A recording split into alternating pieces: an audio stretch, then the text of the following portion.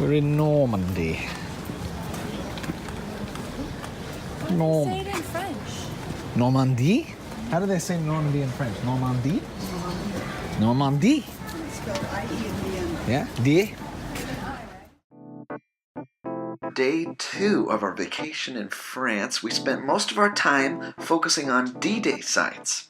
Our first one was Arromanches, a little coastal town, and the reason D-Day took place around here is because the Germans wouldn't expect an invasion here.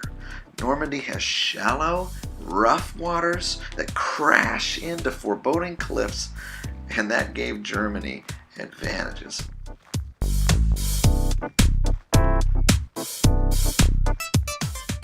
The Allies would only be able to overcome these challenges with massive planning and sacrifice, which we recognized at the American cemetery. After walking through the museum, we approached the cliffs Americans fought for.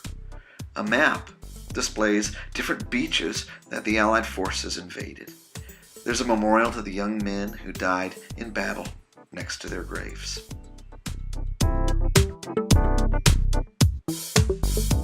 Then we drove along Omaha Beach below the American cemetery. It looks like a typical beach. People enjoy the waves, sun, and sand. You wouldn't know it's a battlefield. Next we drove to Pointe du Hoc.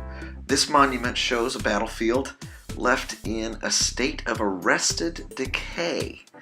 We wandered at our own risk among bomb craters and decaying bunkers with exposed rebar.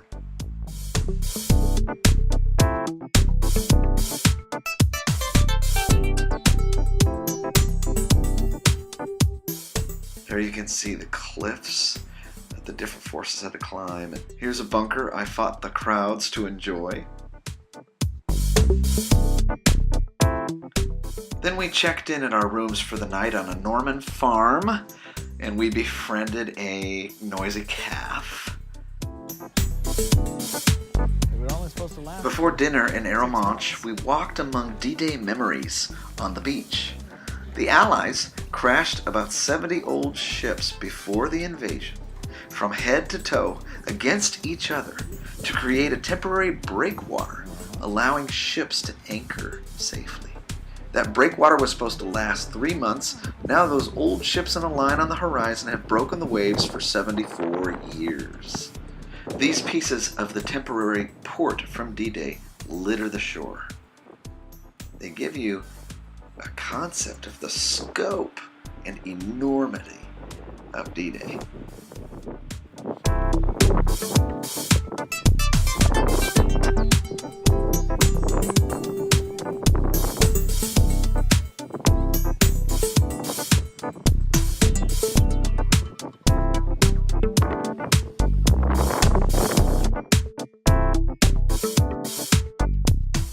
After a seafood dinner, we drove to nearby Bayeux to preview one of tomorrow's sights, the Bayeux Cathedral.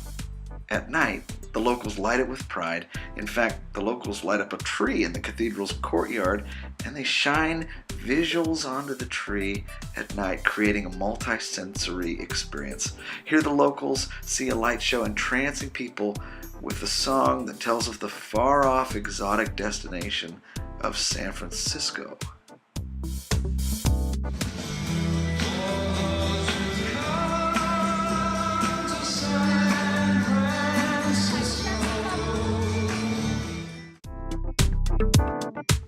Thanks for joining us for this leg of our journey.